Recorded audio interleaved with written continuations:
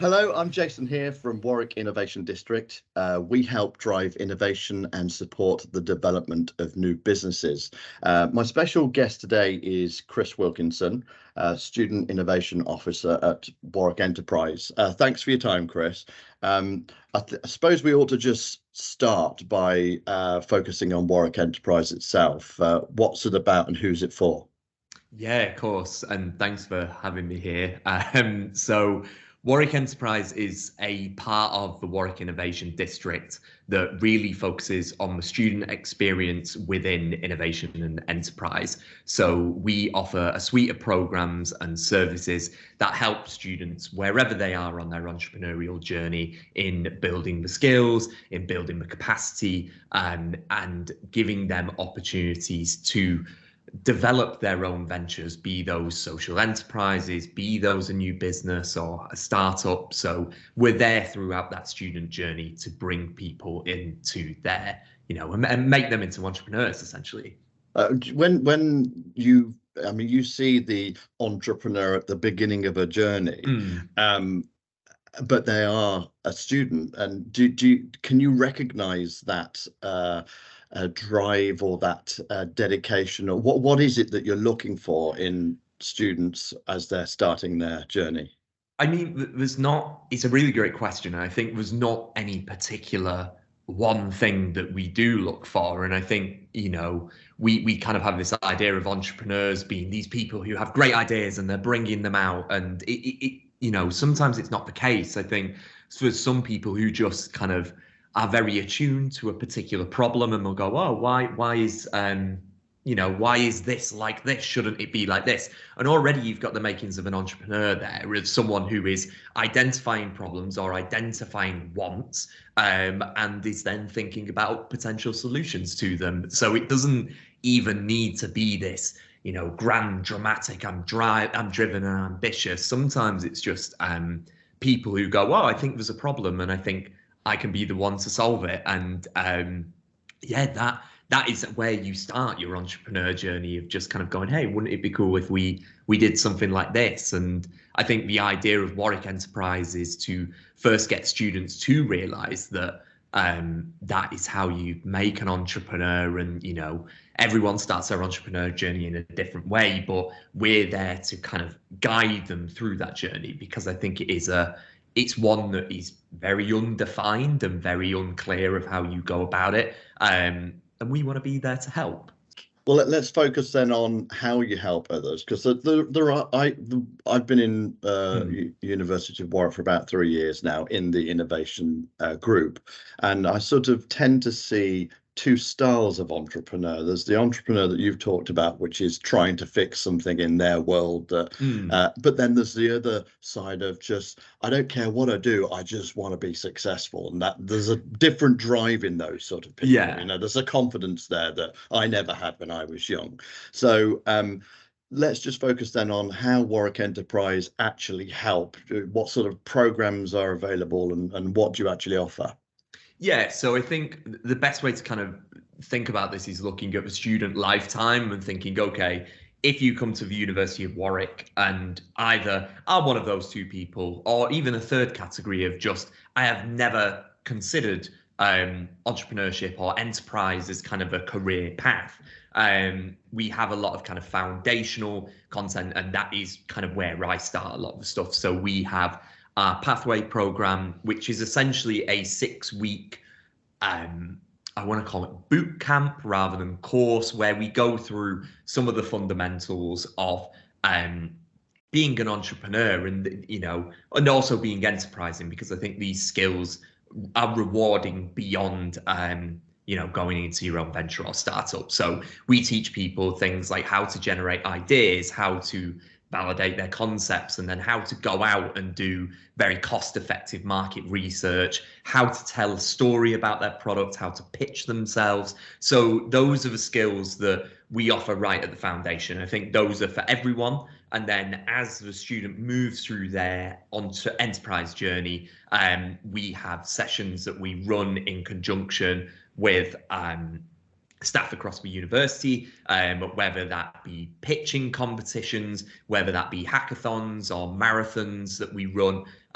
We work with all departments, which means that we're very spread out. But I think what we really want to do is kind of go, okay, what does enterprise and entrepreneurship look like within your discipline? So the skills that you're acquiring within your course, let's say, with economics, for example, how can I use those to become a more enterprising person? And that's what that's for. And I think by that point, if the student has a product that they want to work on, or they have an idea that they want to work on, and they're ready to kind of go into the big wide world, if you like, we have our graduate accelerator program, and we also have our Creative Futures incubator. And essentially they are helping students go from, I have this concept, I want to make it into a much bigger thing. But that support kind of carries on after the kind of graduation date as well. So I think dependent on where you are within that student life cycle, and where you are, not just in kind of timing, but also in ability, there is something there for you, and something that is rewarding and I really hope enjoyable, to be honest. So, and we talked just before we started the recording, we touched on the importance of having someone there on your journey, mentorship and that sort of thing. Is that part of the package? Yes, it is. So we offer one-to-ones with all students, and they can be as frequent or as infrequent as you want. The beauty of a one-to-one, again, you can have a one-to-one at any point in your journey. And I think, as you say, if you're that kind of person who I want to be an entrepreneur, but I'm not really sure where to start, as you said at the beginning, we can help you with that with a one-to-one. But also, if it's I've got this idea, I'm not really sure where to take it, that's what a one-to-one's helpful for as well. But even if you're just who do I speak to about this, or how do I learn more about building a prototype, for example, we can point you in the right direction. So I think it's someone that you've always got there as a reliable source of information. And I think it's a critical friend as well. We're not going to tell you that your idea is bad and this is wrong, but I think I like to do it in a bit of a Socratic dialogue and kind of lead people to their conclusions and then go, okay, this is how we're going to work together. So,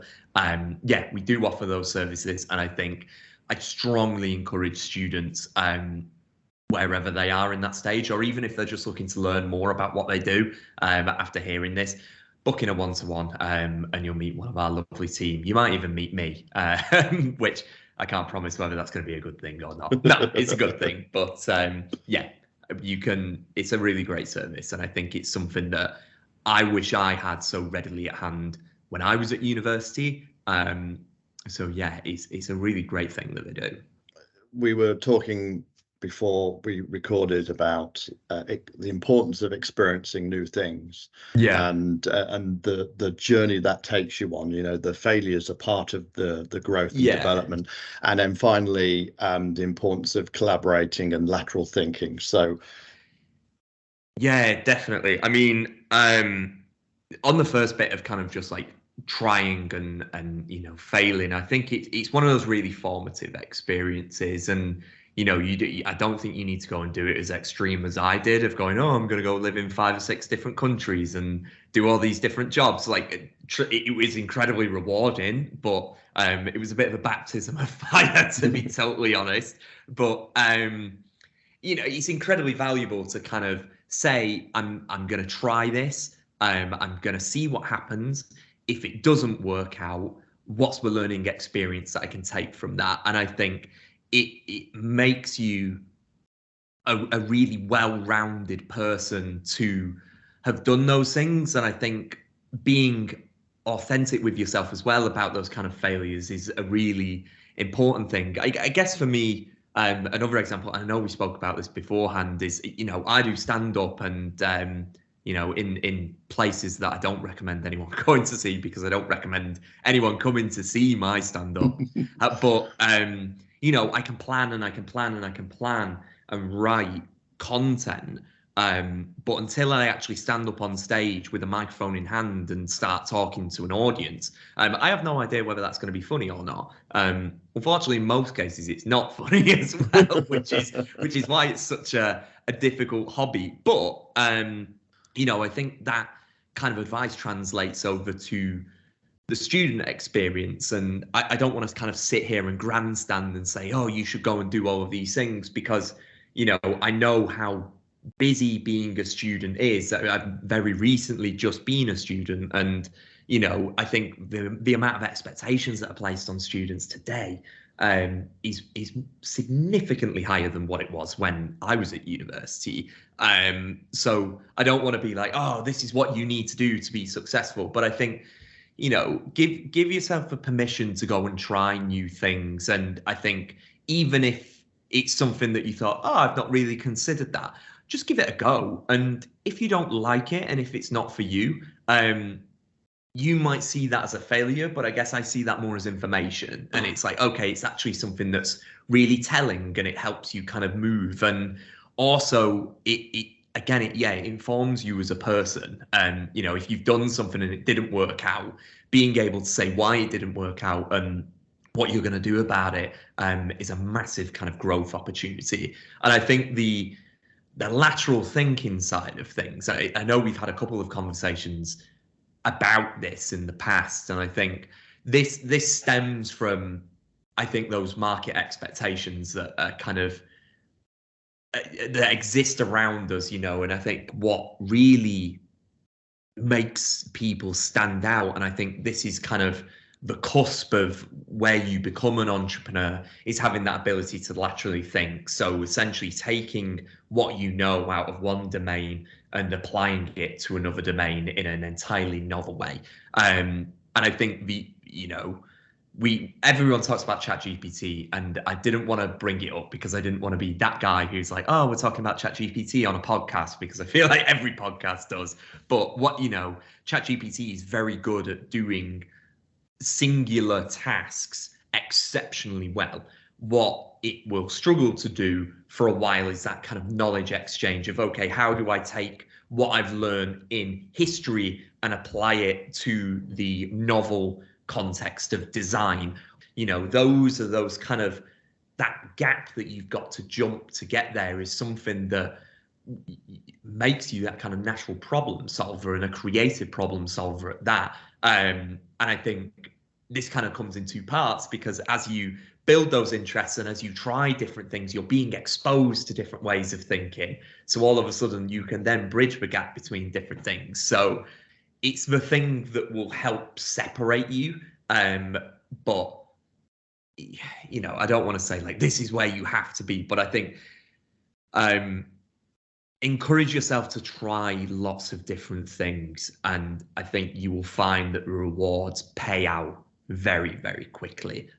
Even if you enjoy them, or even if they don't work out, the rewards that you reap from going and trying new things, like booking a one-to-one with Warwick Enterprise, for example, it's that leap that I guess I'm trying to get people to take. And I think it's benefited me massively, and I can't recommend it enough for people to kind of just take the plunge, you know, try that hobby, try that experience, book that one-to-one. That was an awful way to finish it. But, you've just answered my last two questions, so I feel redundant now.